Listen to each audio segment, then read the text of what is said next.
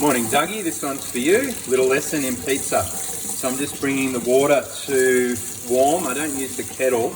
Bring it to sort of, you can see that's what they call tepid water, which is warm basically.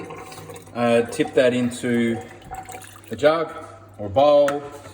Then we're going to add a little bit of yeast and some sugar, because the sugar is what is going to activate it all.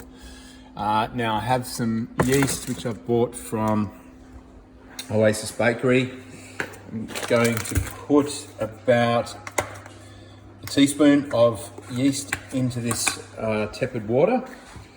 And okay, so as you can see, teaspoon into the tepid water. I'm going to give that a really good stir around so it's all nice and mixed in. Again, you're just activating that yeast, getting it going, but it does like to have a little bit of help. So I would suggest just some white sugar. And again, I would say probably about half a teaspoon to a teaspoon of sugar. And so not heaped, that's a teaspoon there. I'm going to put in a teaspoon, okay. And again, I'm going to give that a mix around. And then what you're going to do is just leave that. Now, you can leave that for quite a long time. What you want to start to see are bubbles forming. And when you can see bubbles actually starting to come up, you'll know that the yeast is activating. So it'll kind of go like almost foamy on the top. So when you get to that point, you'll know that you're ready to go. In the meantime, what we'll do is we'll put the flour and prepare ourselves for the dough mixture. We're going to leave that sit. I would say leave it for 15 minutes, half an hour, and really let it bubble away and activate. So that'll start to do its thing. I'll be back. Okay, Dougie, you're back with me. Now have a look at that yeast. You can see that it's nice and foamy. In fact, if you spend a little bit of time looking at it, you can see it actually bubbling away. So that's what you're looking for. You want to see that activation in the yeast. You can really smell it. It's making me feel like a beer, actually. So back over here, what we're going to do is create the ingredients for the dough. So this is just a pizza for one. Obviously, you would go do a lot more in terms of quantity if you were going to be cooking for more people or if you were hungry. So this is a cup of flour. Now I've used double O flour. You can use any flour, especially in a time of crisis. But this one, and there's heaps of it at Oasis Bakery on North Road. This is Tipo Double O, and that's the ideal pizza flour. Okay, so it's a beautiful soft flour. Now into the flour, we want to also have a little bit of sugar. So we're back with our sugar, just white sugar. And we're not going to put too much because we don't want, really sweet dough, but we're probably about half a teaspoon or a quarter of a teaspoon. Let's say about half will do, okay. And then also about a teaspoon of olive oil. So about a teaspoon. I might actually make a little well here. Not really necessary, but I just like to do it. So I'm going to pour my yeast in there. Now you can do this on a bench or in a bowl. So we'll put, I'm just going to guess here, but about a teaspoon of olive oil. Okay. And I'm happy with my yeast because it's been sitting there for about 10 minutes and clearly it's activated and doing its thing. So we're going to pour the yeast straight in here. Okay. Now, it's where we can get our hands or a spoon, whatever you feel like. And we're just going to mix this all up. Probably start off with the spoon just to avoid getting it all stuck to the hands. So as you can see, it's starting to come together. So we're bringing all that yeast in. Bring it all together like you would a bread.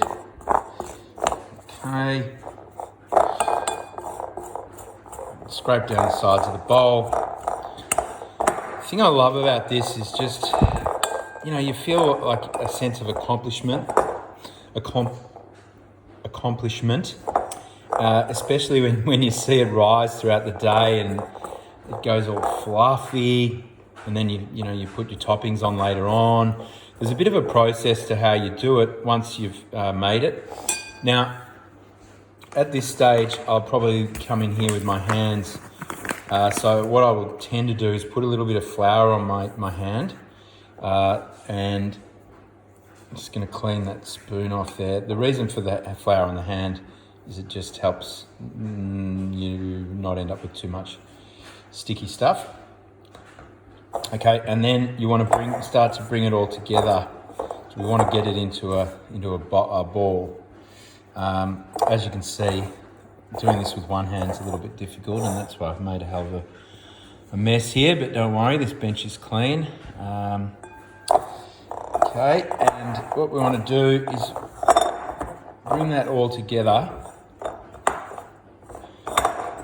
and you'll find that this is a really, really good consistency. So I think I told you I used half a cup of warm water for and that's to a cup of flour. So if you want to make it bigger, you would go 2 cups of flour and 1 cup of yeast. Now I'm going to get both hands in here. What I might do is I'm going to take this out actually. I'm going to get a little bit of flour onto my bench. Okay.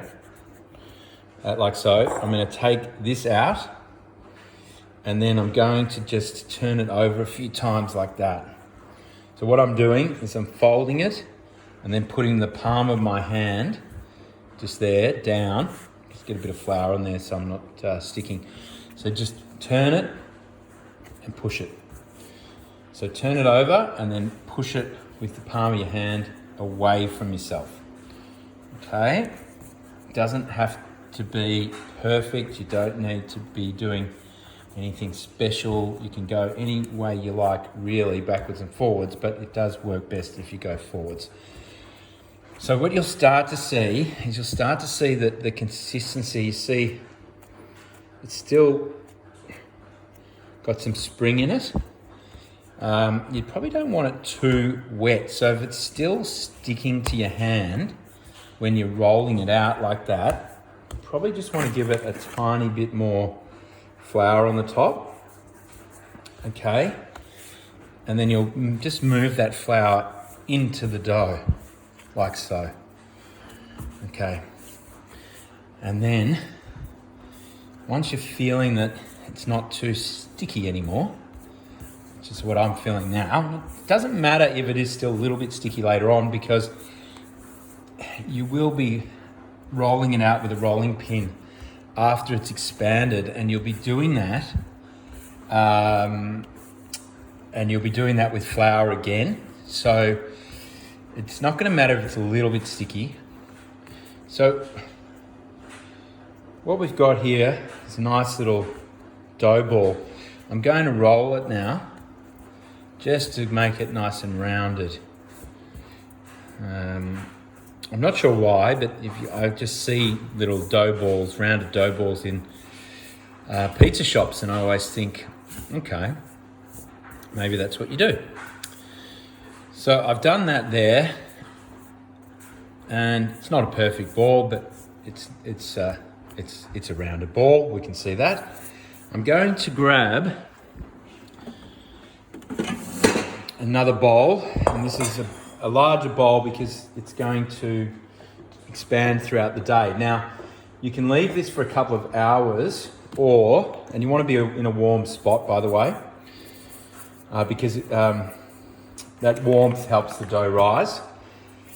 So keep it in a warm spot, near a window, something like that. Now, what I'm going to do is I'm going to get some olive oil, and I'm going to just drizzle that around the sides of the bowl. So I'm just going to bring that up, move that around a little bit, and get the bowl a little bit lubricated with the olive oil. Okay, happy with that? Now, into that bowl goes our dough ball, and then on top of that, some Glad wrap or a tea towel. So I'm going to use some Glad wrap. I'm going to put that on the top. You don't need to see me do that. I'm sure you know how that works. And then I'm going to find a sunny spot, which will be near the back windows, and I'll be leaving that. I'm going to leave that until dinner. It's about 10 a.m. now. It's going to sit there for most of the day, and we'll come back to it later. So hello everybody, it's time for part 3 of the pizza. So as you can see, my dough has risen beautifully. And there it is, nice and fluffy. It's been sitting there all day. That's actually been sitting there for probably about 6 hours. Now, I do have nice clean hands. Let me start by putting out a little bit of flour onto some baking paper. So the flour is just to stop the pizza from sticking too much. I'm going to get a little bit of flour on the rolling pin as well. So I'm going to give that a good dusting, and that is so nothing much will stick to the rolling pin. I'm going to get a little bit of flour on my hands as well, because this is going to be just a tiny bit sticky. Okay, so I'm going to pull the dough out, and you can see it's in a nice ball there. Got plenty of pliability. You can really move it around quite well. So what we'll do, we'll put that out on the flour, and I'm just going to roll that. Now you can do it with your hands. Obviously you can flip it around and do everything they do in the pizza shop. I'm not very good at that, so that's why I'm using the rolling pin. You don't want, I mean, the thickness is up to you, but if you have your pizza too thick, you'll find that it tastes really doughy, and you're not going to get the flavour of the actual toppings. I'm going to flip that over because one side has been floured and the other one's a bit wet. You'll see there's a bit of oil there, which is fine. That's from when I oiled the glass bowl earlier. So I'm just going to make a pizza shape here. I mean, it's going to go on top of my tray, which you can see here.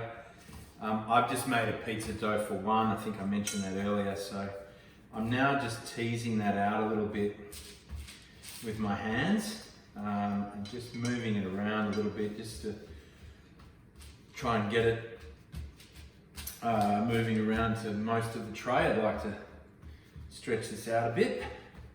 So I'm just pressing it down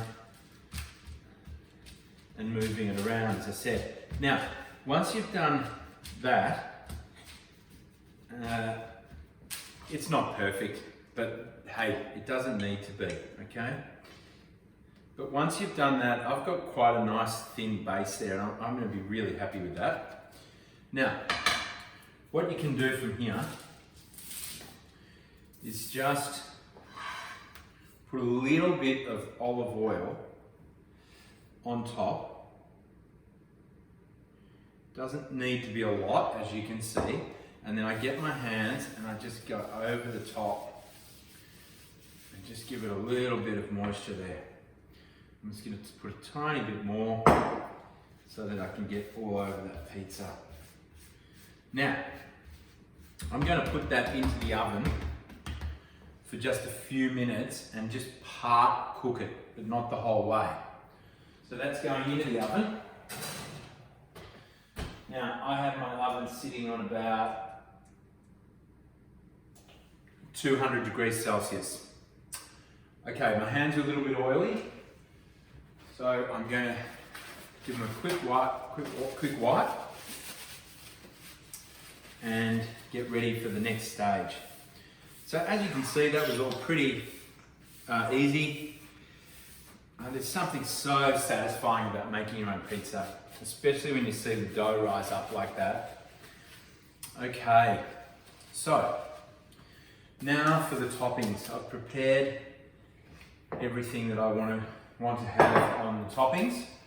So, passata. This is beautiful Italian tomatoes, and it's just a little bottle. You can get them in all sorts of different sizes. It's a plain one. There's no extra herbs or garlic or anything with that. And then I've chosen some ham. I've got some grandmother ham from Oasis on North Road over in Oakley. Also some mozzarella from a mozzarella ball, and that's the real deal. It's beautiful. Chili, jalapenos. I've also some capsicum. These are really cool actually. Let me show you the capsicums. So these are mini capsicums and they come in different colours. I've chosen the orange ones for Chisholm and Gamon. And then to go with that, I also have some fresh basil. I took this off a basil plant earlier today, and to keep your basil fresh for a few extra days in the fridge, you just wet some paper towel and then put the basil in there, and you can keep that in the fridge. It'll keep it a little bit fresher for a few days. Now, also dried oregano. So dried oregano will be going on the pizza. And that's about it. Now I do a little bit of probably salt. Some people will do garlic, but Kate doesn't like the smell of garlic, so no garlic tonight. Just going to check on the pizza. Okay, I've pulled this out. You can see it's puffed up a bit. Don't worry about that. It's partly cooked, still a bit soft. So that's about right. I'm going to give that just maybe another 30 seconds. So that hasn't been long at all. It probably only goes into the oven for a minute or two, just to get it started. Now, it's completely up to you, as I said, how you want to do your toppings. So I'm going to start off with the passata and the dried oregano. I love dried oregano on a pizza. I think it absolutely makes it. All right, let's get started. So, we're going to pull our pizza out of the oven, and I am just going to be a little bit careful with my bench, so I'm going to put something down before I put the hot pizza tray on top. Okay, so there it goes. Passata straight on top, as easy as that. Look at the colour. I love passata. Now I just use the back of a spoon and I move that all around. This is where you could add a little bit of, say, crushed garlic. Minced garlic would be good as well, if you're so inclined. And pizza is great because you can do whatever you want with it. It's completely up to you. So, I just spread the tomato out. Now, how tomatoey you would like it is completely up to you, but as you can see, I've just got, a reasonable amount there, a little bit thick in parts. Now, oregano, dried oregano, get your hand in there, and I just filter that down on top. Okay, and I like a fairly liberal 2 pinches of oregano. because I like the flavour of the herb with my pizza.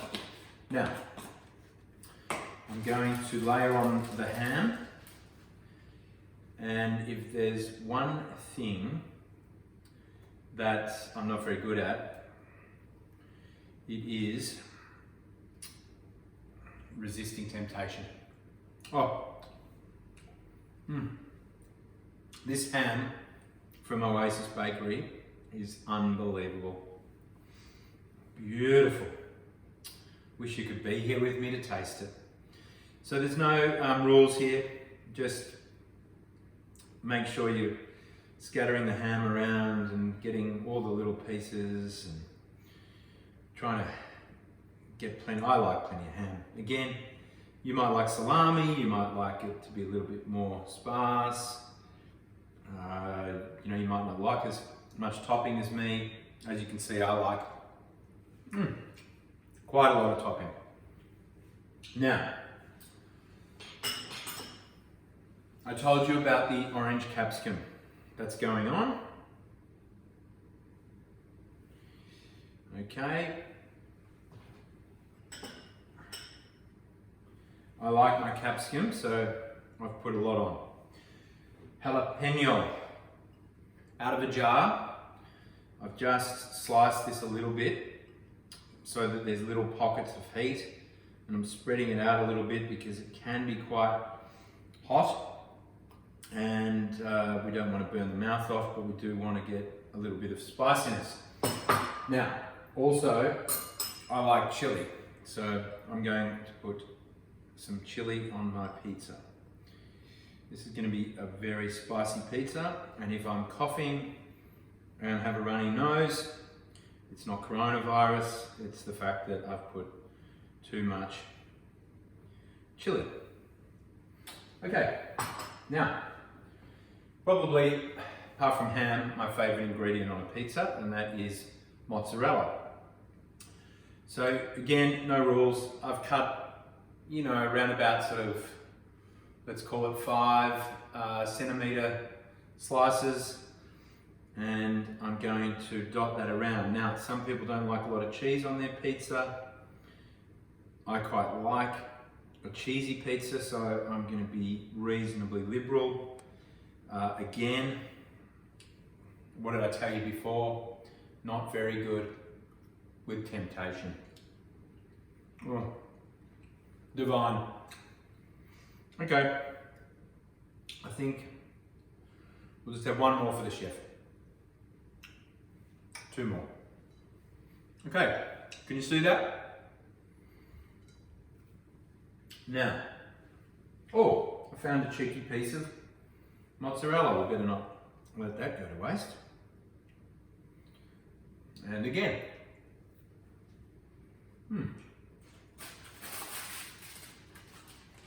And a cheeky little bit of ham. Now, I'm stopping there, but you can keep going. I'm going to top my pizza with a little bit of oil. I don't want too much to come out of the bottle, so I'm going to put my finger over the top. And I'm just going to drizzle that out ever so slightly. Okay? Just to get a little bit of oil on the top for flavour. Okay. Now, everything is pretty much done. That is going to head into the oven. I'm not sure how long it will cook for, so I'll time it for you, and you can text me on WhatsApp and I'll tell you how long I cooked it for. But literally, I'm just going to put it in the oven and watch it and cook it until it's beautifully brown and you know, the cheese is bubbling and oozy on the top. So that'll be my method of cooking it. Once it's done, I'm going to sprinkle all over the top, as soon as it comes out of the oven, the fresh basil. And I'm just going to be, you know, liberal. I won't be, there's nothing methodical about it. I'll just be putting the fresh herbs on top, and then I'll slice it. Job done, as easy as that. If you wanted to, you could put a little bit of salt on top. I think that there's quite a lot of salt in the mozzarella and in the ham, so I'm not going to put any extra salt on here. This is going into the oven. Bon appetit.